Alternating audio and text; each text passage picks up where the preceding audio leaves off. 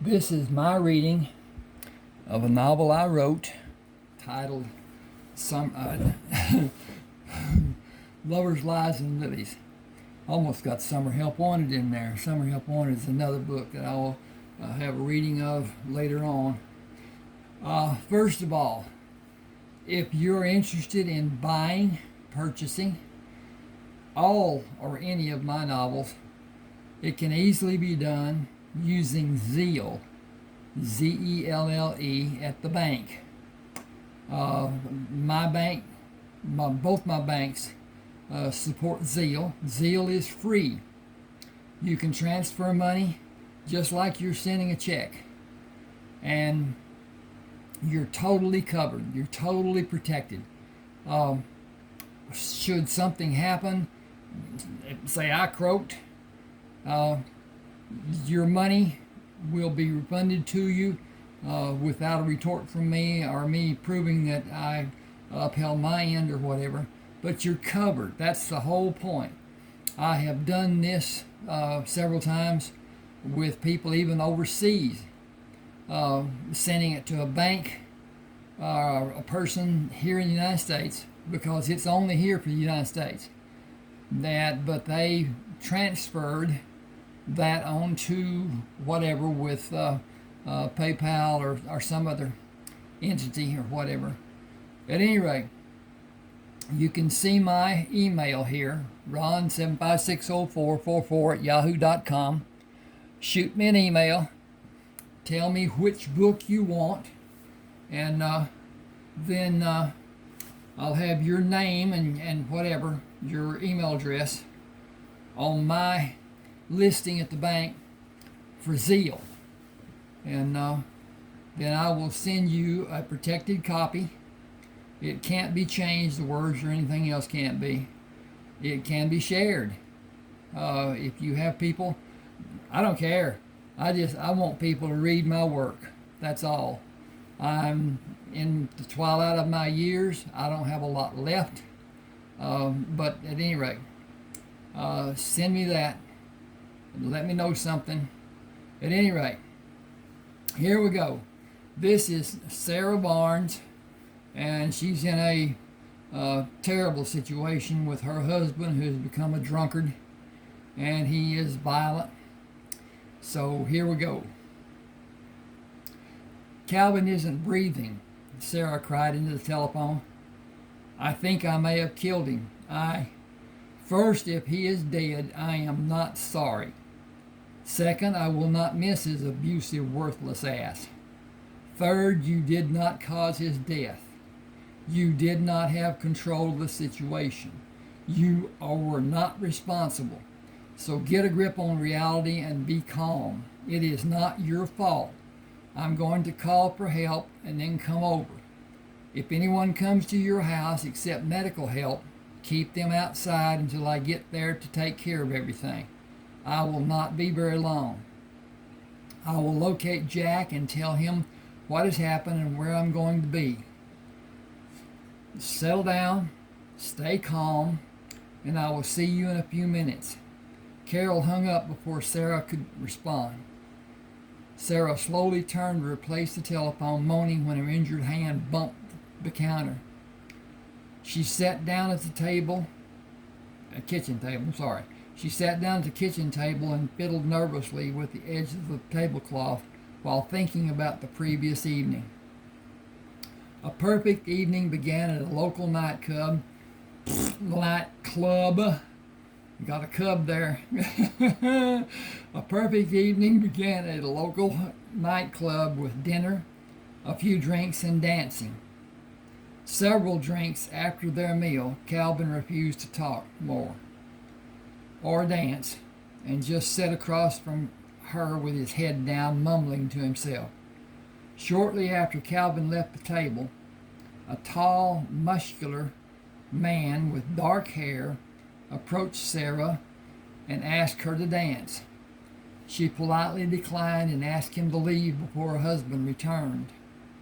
He smiled and said, "Do I look like someone that's afraid of the world or all the boogers in it?" "No, I am not questioning your courage. Nothing will be said to you and it won't be your problem. Will it be a problem for you? Yes, it will. I cannot allow that to happen. Please leave. I'm begging you to listen to me. If my husband sees you talking to me, I'll be in serious trouble. You can't imagine how much. Sarah continued looking beyond the man to search for Calvin. If you need help, you sing out and I'll take care of your husband. Got to change pages here. She read directly in the man's eyes with a plea in her voice. You might be able to do that here at the nightclub, but you can't come home and protect me. Please leave. You have no idea what will happen. I know what I can do. Nothing will happen. Oh no, it's too late. Here he comes. Please leave. Maybe he hasn't seen you. I think he has. I'll just explain that I asked you to dance and convince him you did nothing wrong. He can't be upset about that. You have no idea. Please leave. You can't help. You'll only make things worse. He sighed and shrugged and reluctantly returned to his table, slid his drink around to the other seat, positioned with a view of Sarah. Calvin's eyes never left the man once he spotted him while passing the bar upon his return from the bathroom, and he squished Sarah over in the booth seat to sit next to her instead of resuming his seat across the table. He finished his drink, then the one he ordered on his way to the bathroom, while continuing to glare at the man. After what seemed like an eternity, he slurred, "All right, let's go." He stumbled and lurched into a leaning position over the hood of the 2-year-old 1942 Dodge. He often bragged of his stealing the car by paying only $250 when the selling price of the new car was $1,100. Pushing away from the car, he stumbled down the side to grasp the door handle and halt his faltering steps. Slumped forward in the car with his hands on the glove box, he rested his head on his arms and remained silent on the way home, then began drinking and mumbling to himself again. He drank until the bottle was empty, opened another, carried the second bottle back to his chair, and threw the first bottle at the waste can by the bar. The whiskey bottle struck the side of the trash can. Knocked it over and broke against the wall. Sarah went into the bathroom and locked the door. She removed her makeup, undressed, and took a shower. As she toweled off, she wondered if he would drink himself into a stupor and pass out as he become prone to do. Calvin drank moderately before Sarah miscarried, when his drinking increased. He blamed Sarah for being physically too weak to carry his child. The scorn escalated as he began to fault her for anything that was wrong or he imagined to be wrong. The first act of physical abuse was mild compared to the last. With the increase of his drinking over the last 2 months, his anger and abuse increased. She dressed in her nightgown and sat at the dressing table to dry her long blonde hair. The splintering sound of wood filled the small room as he battered the door. Calvin put his hands through the hole in the door and pulled pieces away to make the hole wider until he could push his hand through the hole and open the door from the inside. Pushing the door open, he rushed at her. The first blow slammed into the back of her head, knocking her from the stool. He pulled her from the floor and pushed her through the bathroom door into the second bedroom. "Who were you making eyes at the nightclub?" His spittle flew from his mouth. He hit her, splitting her lower lip, and held her arm to prevent her from falling away from his reach. Her head reeled and her vision blurred. He released his grip and struck her with a right-hand blow to the side of her head, followed immediately by a glancing blow over her right eye. She staggered and swayed, instinct fighting for her to remain standing, but she lost her balance and fell to the floor, shook her head in an attempt to clear her vision, and fought to remain conscious. In 2 quick strides, he stood over her, panting and wild-eyed. The kick to her stomach sent her rolling away from him, but he moved her with repeatedly kicked her in the back, upper leg, and buttocks. When she no longer moved or flinched, he returned to the den and continued drinking straight bourbon. His mood became darker with each drink until he slammed the glass onto the bar top and weaved his way toward the bedroom. Sarah strained to hear the familiar sounds of a liquor bottle against the glass tumbler, then pushed up on her knees and stood on wobbly legs. She staggered, attempting to regain her balance, stood and slowly moved toward the bathroom. Stepping into the hallway, she came face to face with Calvin. Fingernails dug into her scalp as he gripped her hair and slammed her head into the doorframe. Inches from her face, he said, "Bitch, I'll kill you if you ever talk to another man. I'll kill you if you ever try to leave me. You're mine and no barroom Romeo is ever gonna have you. You're a miserable lay and a shitty wife. Can't give me a baby, aren't fit for nothing. Don't think you're leaving. I'll stop you.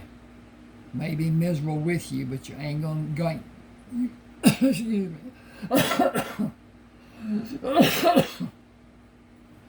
You ain't fit for you aren't going anywhere. You understand me, bitch?" He threw her against the opposite wall and viciously pushed her down the hall toward the doorway of the den. She lost her balance and fell when he struck her in the back of the head. He staggered and lost his balance while attempting to kick her, then returned to the den, leaving her on the floor. He knocked his drinking glass to the floor and shattered it. The stench of whiskey filled Sarah's senses. He took another glass from a shelf behind the counter and threw it against the wall over Sarah's outstretched body. The glass hit the wall, bounced, and struck Sarah in the back. She curled her body facing the end of the hall and the bathroom. Calvin staggered to her and kicked her in the stomach and left side of her head. And he left himself with one hand on the wall as he bent over and threw a roundhouse punch, landing a blow over her left eye. She did not see the blow that knocked her unconscious. She revived and to her amazement found she was in the process of crawling into the den. As she gained awareness, a moan of pain caught Calvin's attention. He lurched over to her, raised her from the floor by her hair until she stood facing him, and struck her in the nose with a clenched fist. She felt the horrifying crunch as her nose broke toward the right side of her face. Then she fell over the ottoman, knocked the lamp from the end table, and pretended to lose consciousness, sprawled on the floor. Calvin looked over the end of the couch. Can't be trusted. 26 years old and still can't be trusted. I know what you think you're going to do, but I'll stop you. I'll see you dead before anybody else has you. You're mine and nobody else's. Where's my drink? I need a drink, bitch.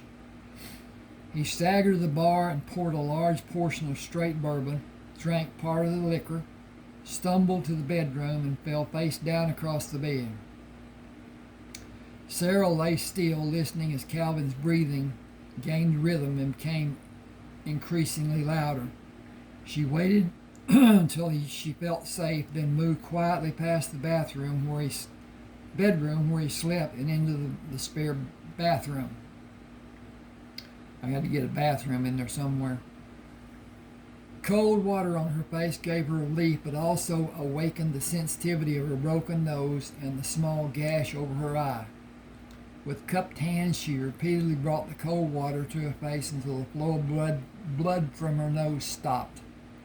She continued to douse her face with the cold water, hoping to relieve the ache in her head. She went to the kitchen and found a one-piece metal ballpoint pen, filled a bowl with ice, and slowly moved down the hallway to the spare bedroom. A washcloth filled with ice placed over her nose gave her minor relief from the pounding in her head and took a small degree of feeling from the area around her nose. She alternately sloshed cold water on her face and rested her elbows on the basin with her face in the ice-filled washcloth until the pain of her nose lessened to a mild throbbing. She took 3 aspirin and held the ice-filled cloth to her nose for another 10 minutes. With determination, she inserted the ballpoint pen in the right nostril of her nose and in one push effectively moved her nose to its original position. She clenched her teeth to stifle a scream. Fresh blood flowed from her nose and tears from her eyes.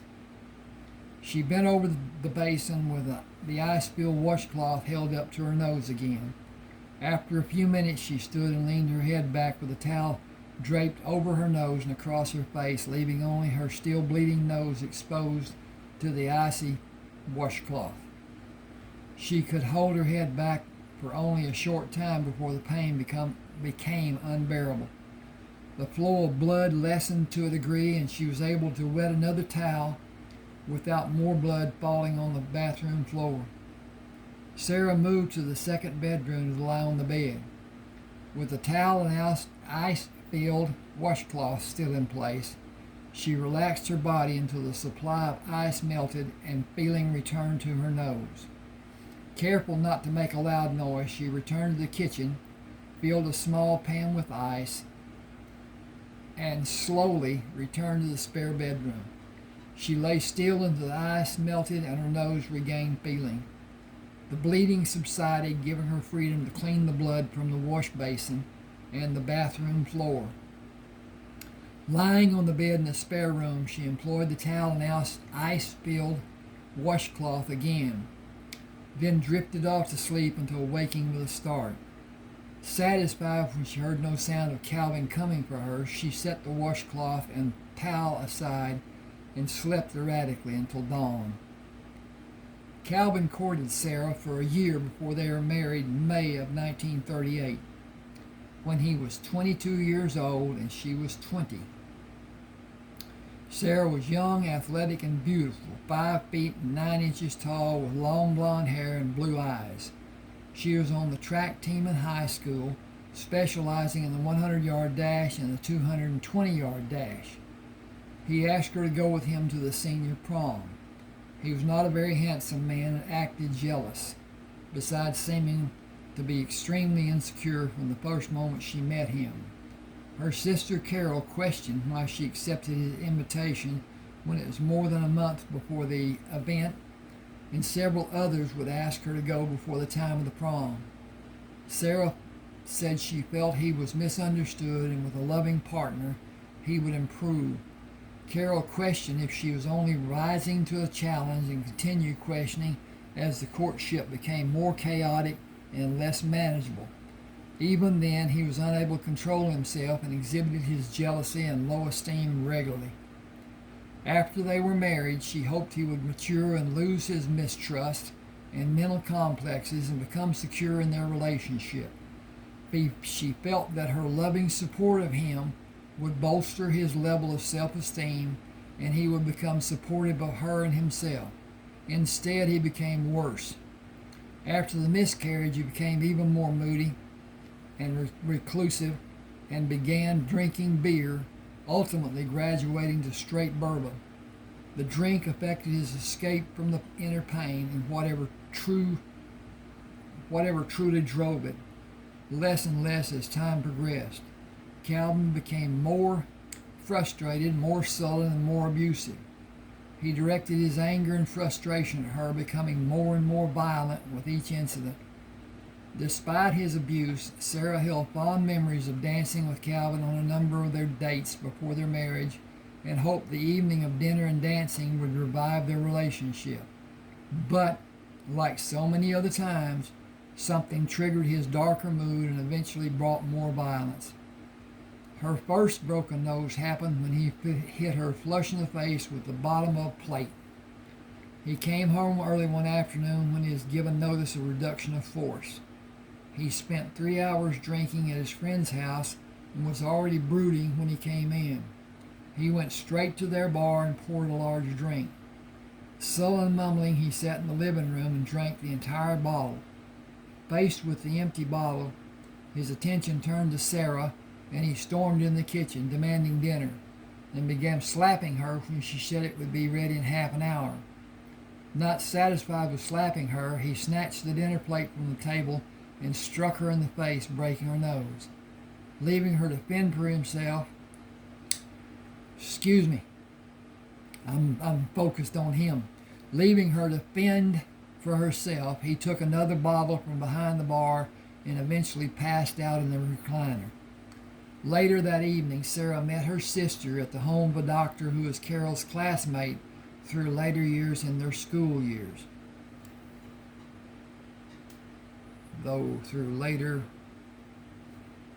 Carol's classmate through later years. Through their later years. I'm not reading that correctly. Anyway, it was who was Carol's classmate through later.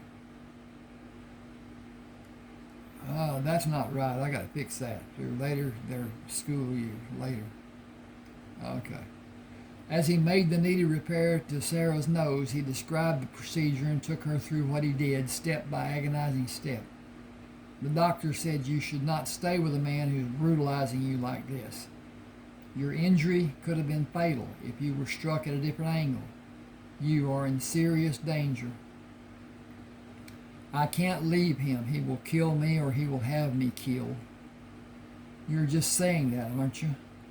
I am as serious as this broken nose. He has threatened to do just that if I go to the police. I don't believe I would live 6 months. Carol said, you know I will do anything to help you, Sarah. Roger has been your doctor for a long time and known about your marital problems, and I do not feel we have violated your trust by talking about your situation. He told me about a concoction to lessen the deleterious effect of Calvin's drinking. I had Roger write it for me as a prescription. It will help you by having it filled and give it to you with one condition. You must never tell how you got it. Roger said it must be used with caution, Sarah. Excessive dosage would be detrimental to his health over an extended period. Short term would have little effect, if any effect. Short term would have little, if any effect. Carol said, I plan to tell her about it and see what her reaction would be before I let her have it, Roger. I really think she should hire her own hitman and rid herself of all her problems. Sarah looked shocked. I could never do that. My conscience would not allow it.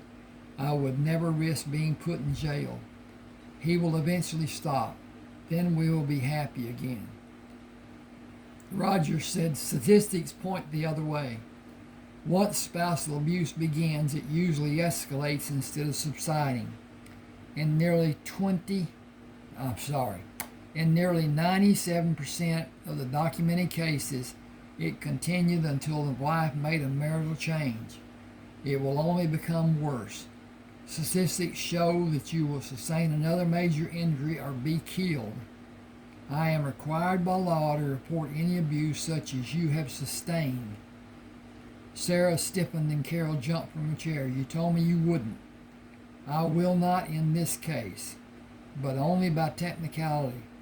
The law states that anyone who comes to my office for treatment or anyone I might treat in the hospital is to be reported.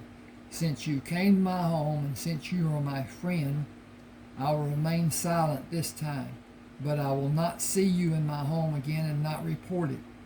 I will do this as a favor this one time.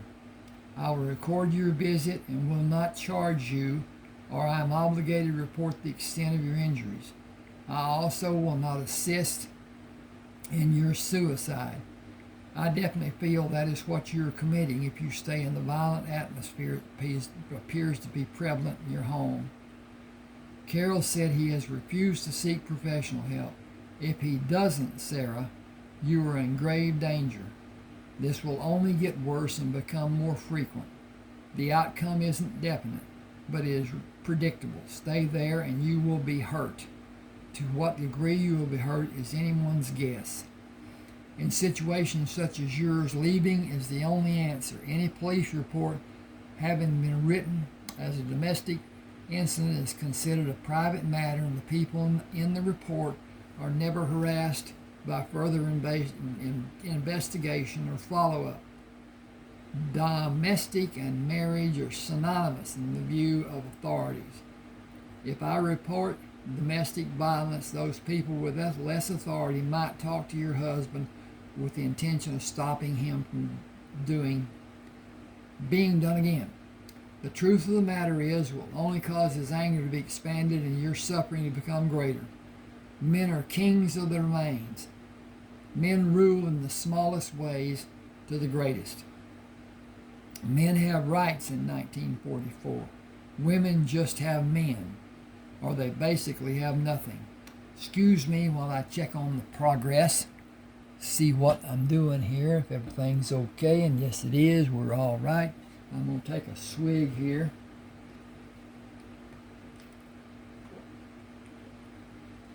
Again, if you didn't hear me before or are not knowledgeable about it, if you wish to buy this book or any other book, and if your bank has Zelle, Z-E-L-L-E, it's a transference of funds from one account to another account. It leaves your account, comes to my account.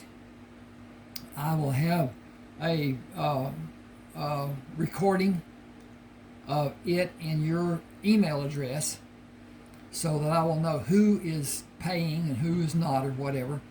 And then you're protected. You can't lose. If it's such a case that something happens and you didn't get what you bought, paid for, you can just tell your bank. They'll go through a process and your money will be returned. There will not be a problem.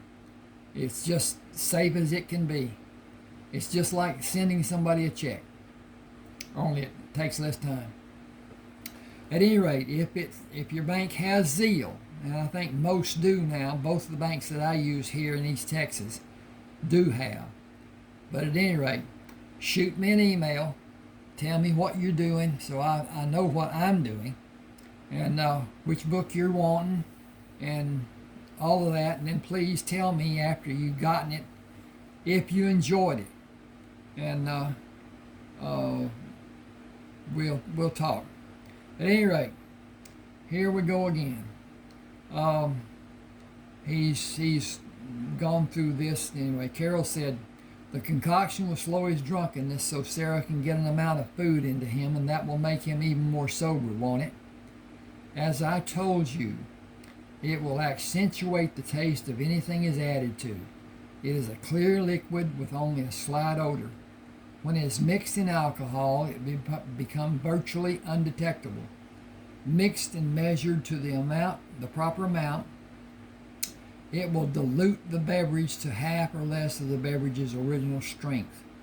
It will cause damage to vital organs if it is administered for an extended period.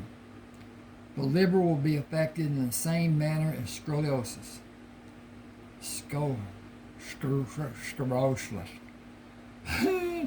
Scoliosis. Anyway, I'm not pronouncing that right. The kidneys will atrophy and become slightly, even moderately, dysfunctional. Both of those conditions will cause excess lymph fluid and tax the heart and other organs.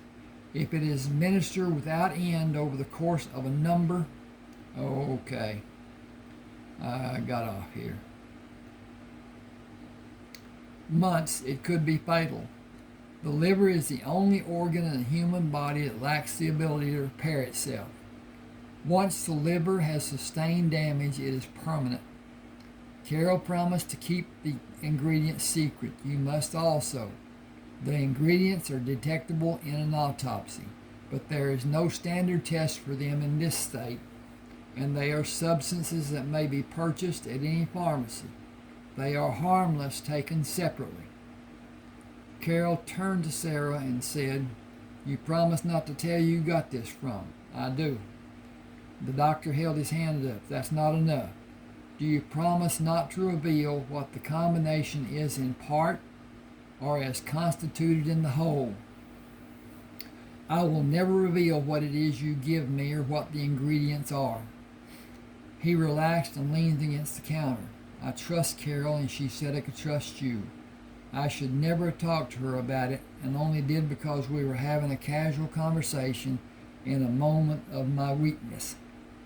I was in a study group before med school, and we discussed combining different natural substances to help or hurt in given scenarios.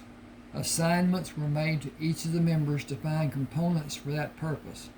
Pharmacy was a very interesting study for me, and I went much further than the others. I think it should be farther, but kept my findings secret, as some of what I learned was a help for different needs, and some were lethal. I could be called on the carpet for ethics, but nothing would come from the reprimand. Still, I want my reputation to be unsullied. Use the ingredients to whatever happiness they may bring you, Sarah.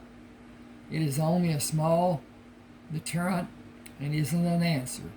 His seeking professional help or your separation is the only true answer. Alone, back at the house, Sarah diluted the bottles of liquor in the cabinet of the bar with the mixture, but Calvin had bottles of bourbon hid in the garage, locked in the storage shed, and locked in his car. He had the only keys to the car in the storage shed. She was afraid to make copies of the keys for fear he would find what she did and become enraged. The risk was too great to justify the benefit. The dilution only slowed his drunkenness and did nothing over the course of an evening. He was fully as drunk as he would normally been and refused to eat, then became angry when she offered him food. Are you trying to stop me from escaping? Are you trying to take away my buzz? As it became more time-consuming for him to reach the level of intoxication he desired, the frequency of violence accelerated. His mood swings became more acute, and he suffered headaches, nausea, and physically trembled the morning after each drunken night. Attempting to counteract the ill feeling, he began drinking when he was able to locate a bottle. Depression and condemnation of Sarah reinforced his belief that she was the root of everything wrong in his life. He felt the need to punish her for that responsibility. He despised his frailties and hated her more for causing his weakness. His illogical reasoning only heightened his hatred for her, and the need to physically punish her became more pronounced. Intoxication brought more depression and concluded his thought process into delusion and transference of his guilt to Sarah. He was ashamed of himself when he became sober and realized how he had harmed her, then drank to hide from acknowledgement of guilt. He considered suicide but turned to the bottle to escape rational thought and guilt, then reasoned it was a weak person who would take his own life. In his twisted thinking, he was strong. It was Sarah who weakened him. 9 days after he broke Sarah's nose the second time, Calvin came home after 11 in the evening, after being arrested for driving under the influence of alcohol at 7:30. He was taken to the police station, his car impounded for 24 hours. He called a friend to pay the fine and get him released. They stopped at a bar for a number of drinks before the friend drove him home. He struck Sarah on the left side of her head when she asked where he'd left his car. She fell to the floor and he kicked her in the chest below her neck. She rolled onto her stomach to avoid being struck in the front of her body. Her movement frustrated Calvin's attack, enraging him. He kicked her in the ribs. When she jerked her hand to his side, he violently wrenched it away from her body, slammed his foot down on it 3 times. She reflexively screamed in pain. Pulling her knees under her, she straightened her body and rested her weight on her knees. The last 3 fingers of her hand hung loosely as she took her left hand in her right hand and screamed in pain caused by the movement of her twisted fingers. Calvin swore at her and moved into the den for a drink, leaving her alone to tend her wounds. She held her right hand as she cradled under her left and slowly moved to the bathroom. She forgot the pain in her right side as she concentrated on holding her fingers immobile. She took a plastic container of tape from the closet, being cautious to protect her fingers. After a shock of pain struck her left hand when she attempted to remove the outer cover from the roll of tape. She considered wrapping the fingers separately, then decided to wrap her hand in a face towel and wrap the outside of the towel with tape to hold her fingers in a semi-rigid position. Sarah lay sleepless in the spare bedroom, listening to Calvin rant about what he would do to avenge himself on all policemen. He drank and mumbled between his tirades against authority and screamed at Sarah. He drank until he fell asleep in his favorite drinking chair. His breathing alerted Sarah to his insensitiveness and her safety. She spent the greater portion of the night awake and in pain, but did not leave the bed for fear of wakening Calvin and suffering further abuse. She was positive 3 of her fingers were broken and guessed she had bones in her hands. Should be she had guessed broken bones. Okay, I'll fix that. The slamming of the door woke Sarah from a fitful sleep. She listened. Silence. She sensed that Calvin was not in the house. Painfully she dressed, ran a comb through her hair before putting a scarf over her head. She managed to tie a knot on her chin by only using her right hand. Avoiding sudden movement of her injured hand, she drove slowly to Carol's house. Carol's shock turned to rage when she realized Sarah's hand was taped inside a towel. "What's wrong with your hand?" "I fell. Let's leave it at that."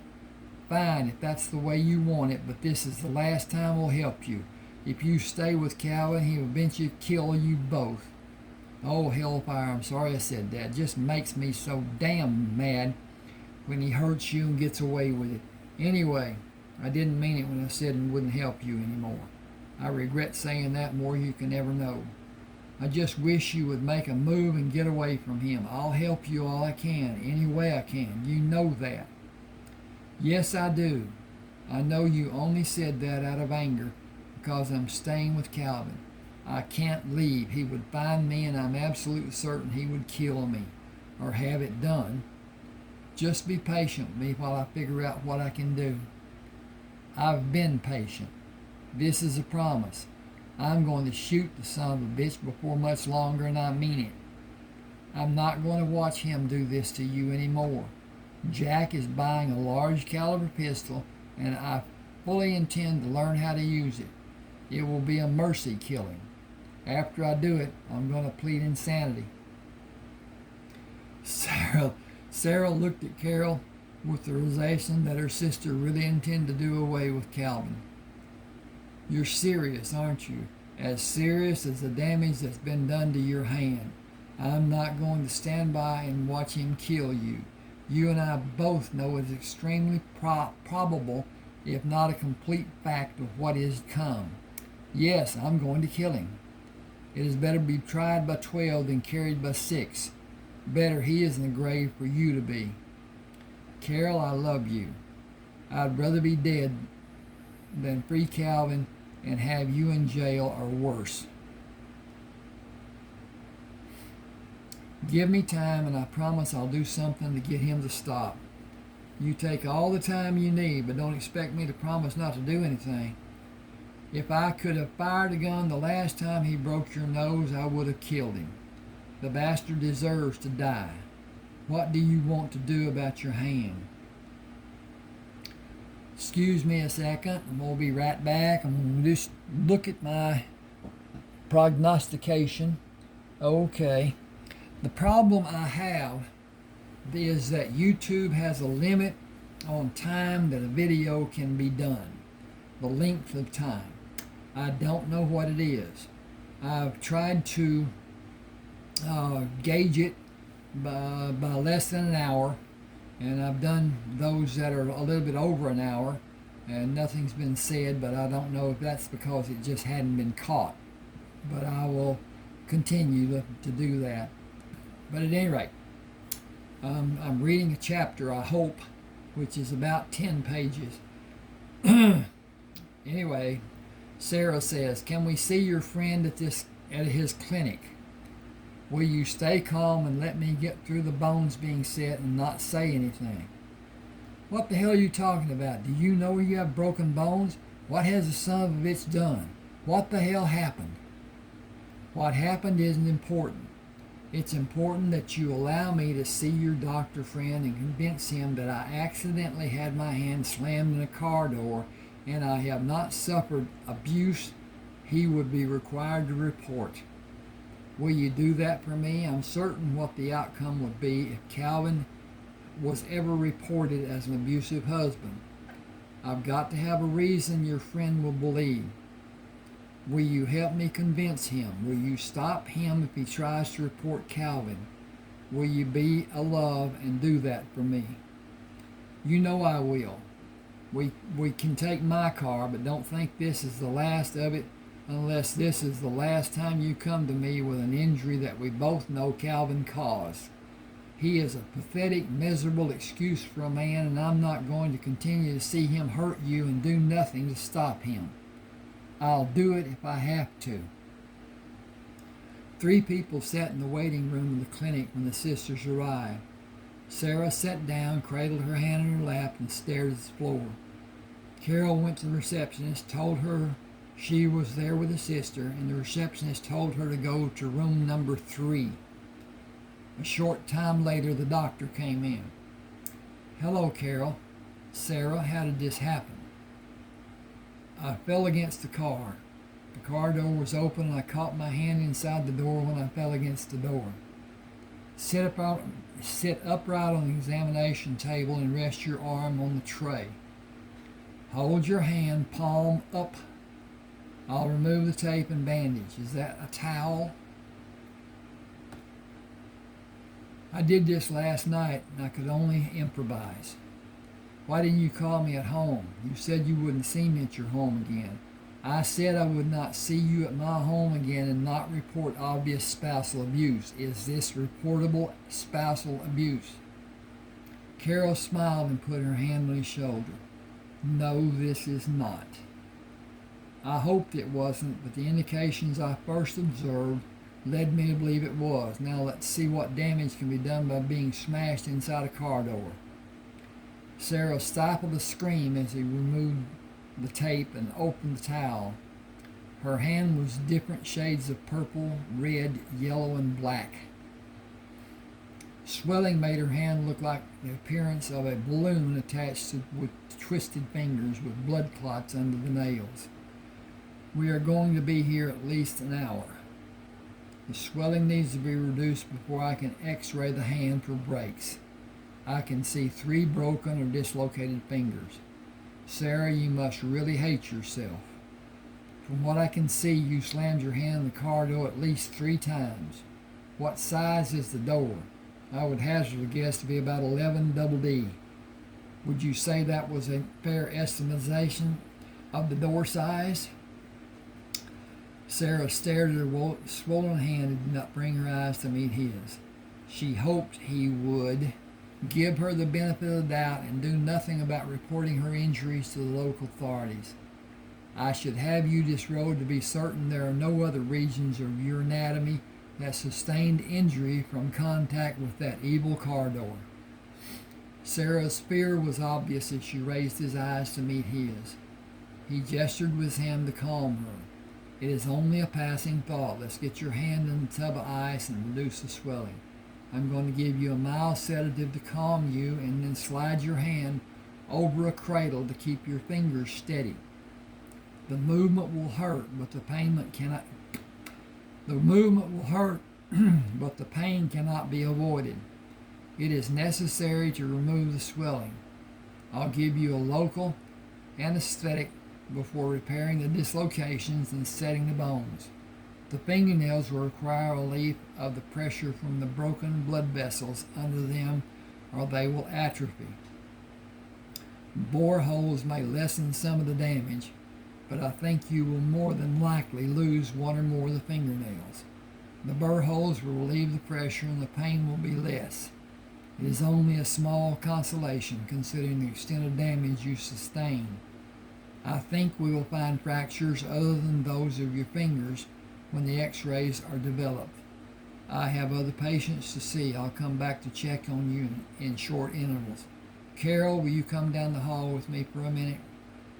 Roger led Carol in the empty examination room. We have been friends since the 6th grade, and I must tell you in all confidence, Sarah is juggling a time bomb. Statistics point to her sustaining major to fatal injuries in the future. The severity of actions which I have witnessed by observation of her injuries is increasing. The caked makeup over her eye is concealing a cut. Did you notice the swelling of her nose? It has been broken since I saw her at my house 2 weeks ago. She did a masterful job reforming the break, but the swelling will remain for a few days. My guess would be it happened last night. Just as you are, she is a beautiful woman who's in serious danger. Our friendship is the only reason I will turn a blind eye and not report this to the proper authorities. But she should, or you should. We may both go to her funeral knowing with hindsight that we should have disregarded her wishes and done what was best and what is right. I am only playing a part you and Sarah want me to play.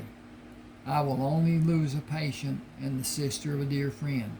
I will lose sleep for a time, then rationalize it as my patient's desire.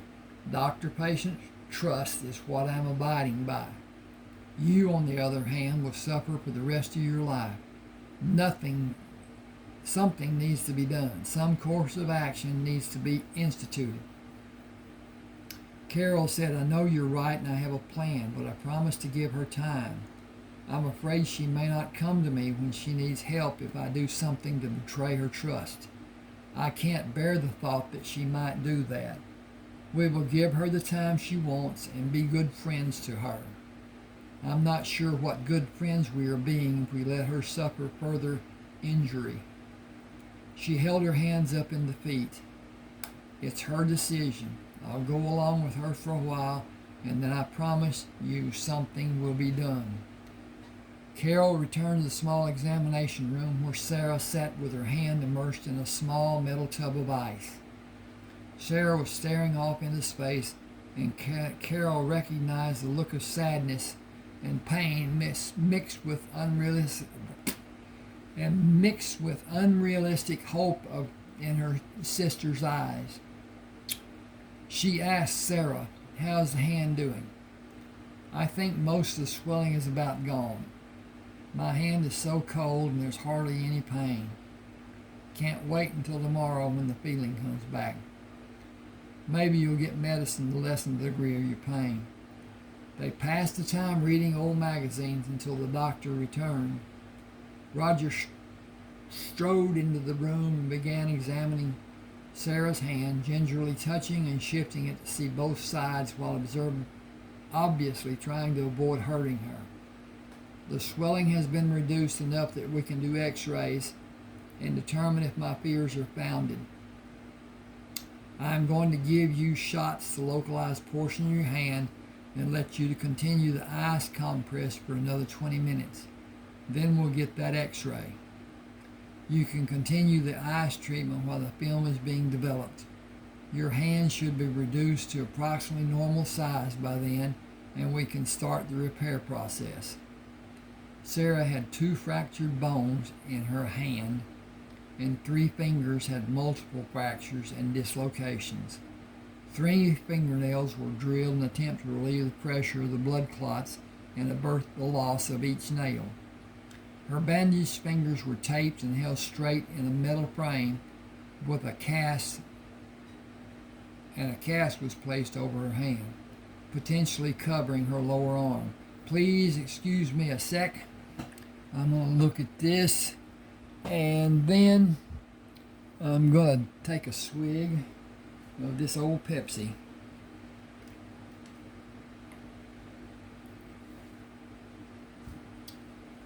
Now, maybe I got my mouth right for the rest. see where we are. Okay. When the work was finished, he moved to the counter to write a prescription. Take this medication 30 minutes before you eat. You should limit any alcohol consumption to 4 hours before and 4 hours after taking the capsules.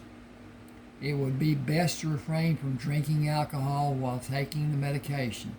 But if you do drink, a time frame of 4 hours must be strictly observed without fail.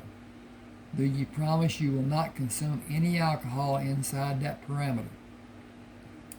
If you do, the medicinal value may be significantly reduced. It may also cause high blood pressure and you will experience an astronomical headache. Different people react differently, but the major portion of the population will have an adverse reaction. The only way you can know would be to consume alcohol, take the medication, and wait for the result. I don't believe the experiment is worth the possible result. Do not take more than 6 capsules in any 24-hour period. Do not take any other medication in conjunction with this medication. Take care to allow the medication to help you. Sarah smiled. Thank you for all your help and understanding. I will not drink while taking this medication. I promise to be very careful. Good. I want to see you in 10 days. There may be further complications and another method may be needed to facilitate mending of the fractures. There is not by any extraneous car door slamming. Be as careful as you can to avert any jostling or banging your fingers, and if there is any problem at all, come to the clinic or you can call me at home anytime. Got me? I understand. Thank you. Carol turned her head to speak to Sarah as she started the car. Where do you want to fill the prescription? How about going to the pharmacy at Barlow's? I've always thought it should have been proper for the owner of Barlow's to change the name of their store to a spelling that would be easier to read. Something on the order of Barlow or Bartlow. It would be better for the younger people. Carol drove to Barlow's supermarket and had the prescription filled. Sarah waited in the car. Returning with the prescription bag, she gave it to Sarah and adjusted the seat belt around her waist for the trip home. Sarah took the plastic bottle from the paper sack and 2 prescription labels for refills fell on the floorboard. Carol loosened the seat belt and bent over to get them for her, then read the dosage and other information typed on the labels. This has instructions: take 1 capsule 4 times a day, and there are 40 capsules in the bottle in each of the refills. That brings the total to 120 tablets, which you are not supposed to take while consuming alcohol. I need to talk to a certain doctor about his intentions. No, you don't need to talk to anyone. You never saw this prescription. You never saw me today. You never left your house. By the way, did you see a rather handsome man in the grocery store while you were getting the prescription filled? The prescription that I never saw? Yes. I believe I didn't see the man who you also didn't see while I was in the grocery store helping you get the prescription I never saw. That's enough confusion about what was or was not. He is the man who asked me to dance at the nightclub. He is also the manager of the store, and his last name is the same as the store chain. How did you glean all this information? I saw him go in the store and ask one of the guys who carried out groceries. He is taller than I remember from the nightclub. All the times I have been here before, I had not seen him. I asked the boy if he was married, and he told me he was not. He became very talkative and told me the store manager just came here from New Orleans. So what is his name? John is his first name. I didn't remember him being so nice looking at the nightclub. Absolutely dreamy. Carol opened her door and stood outside the car. Come on, I want to get a good look at Mr. John Barlow. What are you going to do? Ask him for a date? only as a stand-in for you. You should be ready in about 3 months, sooner if you dump the loser you've been using, who has been using you as a punching bag. You never allowed anything like that to happen before you were married. You were strong and self-reliant. What changed you? You know I will do anything to save my marriage. I hate failure, and I will do what I can. And yes, it's about to change. I am at my wit's end and realize the truth in what was just said by your doctor friend.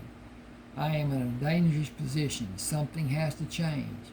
It has to become a harsh habit, and if the concoction doesn't work, I will do something. I'm not sure what, but something.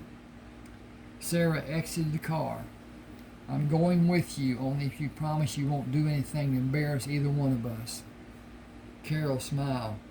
I'll ask very discreet questions and learn more about him than you would if you interviewed for the 6 o'clock news.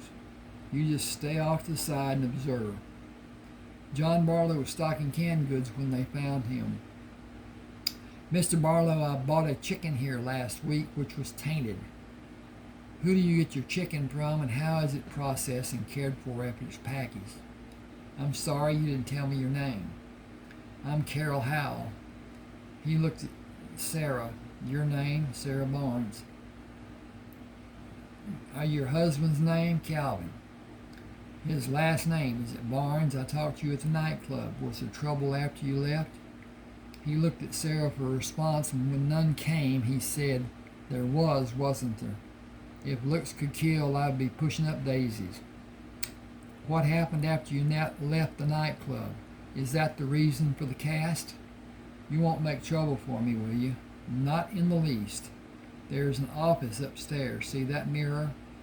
It is a two-way glass, and the office is behind it. Go through the double doors, turn to the right, and the office door is at the top of the stairs. He moved his hand into his pocket and produced a key ring with a single key. Here is the key. You two go up, and I'll join you as soon as I get someone overstocking this aisle, to take overstocking. You can take your medication on the way to the office. The water fountain is near the bottom of the stairs. Sarah smiled at John. How do you know about my medicine? It pays me to know all I can about the customers at the store. Also, you and I have mutual friends. John moved to the front of the store while Sarah and Carol went to the office. He arranged for his relief and joined the two sisters moments later. Okay. Were you able to take the medication? Are you comfortable in these chairs?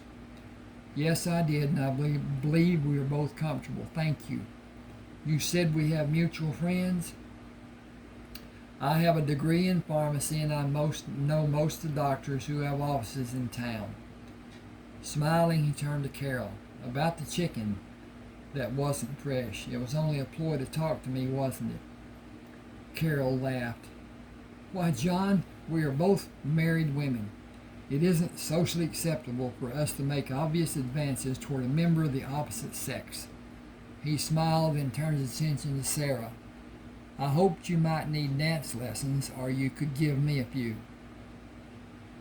Sarah relaxed with John's comment, realizing he was no longer a threat to her safety if he was interested in her health and not aggressive in his attitude toward Calvin like he was at the nightclub. She was not usually at ease around a person until they were well acquainted and she knew their motives, but suddenly trusted John as she would an old friend as she observed the tenderness in his eyes. She felt he would protect her and guard his actions from causing her harm. He was an unusual man in her estimation. I didn't have the opportunity to observe your dancing skills, so I'm not sure if I'm able to help you with lessons or if the opposite is true. At any rate, I will never know. My husband is jealous, and the scene that would have evolved would have been detrimental, to say the least. My nose is itching. In my estimation, the least said about your husband is the best way to keep my mind on more pleasant things, such as his wife. Did you ever see someone and feel as though you have known that person in another time? The feeling that there isn't anything could be said between you and that would be misconstrued or found offensive to the other person. I felt that when I first met you. I also felt you have a deep sorrow. I had the strongest desire to protect you from further sorrow, though no idea how to do that or if you would accept. I will do anything that is allowed or acceptable within the realm of good taste. I mean acceptable to you and not what society might dictate. Anything, anytime, anywhere, and without reservation. I am at your disposal. Merely a word and I will be there. No strings attached, nothing expected in return. Both of you should know my intentions are purely honorable toward any marriage. I value the sanctity of the marriage bond, but I value the person even higher. I admire loyalty, but what value does a marriage have if one of the partners is mentally or physically ill, or if that person's infirmity is causing partner physical harm? Excuse me a second again. Gotta check. Oh. Okay. Hope this ends pretty soon. Sarah, this is the chapter. I'm not talking about the whole book. Sarah took Carol's hand and faced John. It is hard to talk about, but you're entitled to an explanation after what our first conversation involved. Evidently, from what I told you at the nightclub and what you have learned from other sources, you already know my husband is abusive. It started slowly and has evolved to the point that I'm afraid I'm in danger of being seriously hurt to a greater extent than what has already happened. My fear is substantial and it is predictable that the way he has become is going to become worse, unless there is a radical change. I don't believe I'll be alive 6 months after I left him. Leaving isn't the answer to my dilemma. It only extricates me from him and his warped thinking for a short time. It will not give me safety. John stood and assisted Sarah from her chair. Come here tomorrow if you're able. I have to talk to a few people. Business, you know. I would like to talk to you further, but other appointments have already been made. Do you think you may be able to come see me tomorrow? I think I will be able to come if Calvin is working. Do you want both of us to come? No, just you. I would enjoy seeing Carol, but I need to see you alone. Is that acceptable, Carol? No problem, either way. I want my sister well, and no sacrifice would be too great. That I am making any sacrifice. I'll drive her if she wants. I can do whatever she needs. He said, unless the pain is such that you feel it is impossible to refrain from having more of the prescription, take as few as you can. Aspirin will give you temporary relief. The rub is that aspirin and the prescription taken inside the period of an hour will put you to sleep in a snap. Alcohol will reduce the effect of the aspirin and medication taken together, but it will still put you to sleep. If you can refrain and substitute another pain reliever, it will serve you better. I'll see you tomorrow at whatever time you can. I'll be available all day from 8 in the morning until 8 at night. Sarah and Carol left the store, went to Carol's house, and Sarah drove home. Calvin sat in his favorite chair with a large glass of bourbon in his hand. Sarah moved in the room cautiously. Can I get you something? Turn on the television stereo. No, I have a headache. My ears have been ringing all day. Where the hell have you been? I needed to eat. Where were you? He did not acknowledge the cast on her hand. Carol and I were shopping. I didn't spend any money. You better be glad you didn't, because I'm going to be laid off in 2 weeks. We are only going to have unemployment insurance to live on for just 12 weeks, then it ends. Get me something to eat. Get me a couple of aspirin first. My head is about to split open. He gulped down a large drink, put his head on the back of the chair, and closed his eyes. Why don't you go into the bedroom and lie down? I'll bring some of my medication for your headache. Sarah went to the bathroom and opened a new bottle of aspirin using her teeth.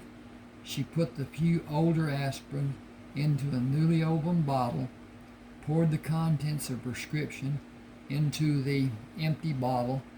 shook a pill from each bottle, and carried them into the bedroom for Calvin. "Oh, I forgot to bring water for you to take the medicine. Never mind, I have a drink. Water only hurt my buzz." He drank from the glass each time he took a pill and fell back on the pillow. Sarah waited 15 minutes and took another aspirin and pill from a medication to Calvin. After shaking him and pulling him into sitting position, she placed the pills in his mouth. He merely looked at her as she poured a small amount of water over his lips. She pushed his head back until he was forced to swallow. A small amount of water went into his trachea and he coughed as she laid him back on the bed. He turned on his side, coughed again, and fell back asleep. Sarah managed to prepare a small dinner, watched television in the den, and did crossword puzzles for 3 hours, only complicated by the need to carefully protect her injured hand. After taking a shower, she brushed her hair and dressed before taking 2 pills to Calvin. His eyes opened and closed, then remained closed, and he offered no resistance, falling back on the bed when Sarah released her support. His head turned at an odd angle, and she pulled it into a position that would be comfortable for him. It was her intent to keep him as sedated as possible to induce sleep. He was even more depressed after being told about the dismissal. It was a certainty in her mind that he would drink and become violent if he woke. She would do anything to avert another incident. Bending, she turned the alarm to the on position and went to the spare bedroom for the night, hoping to avoid waking him and be out of his reach should he wake of his own accord.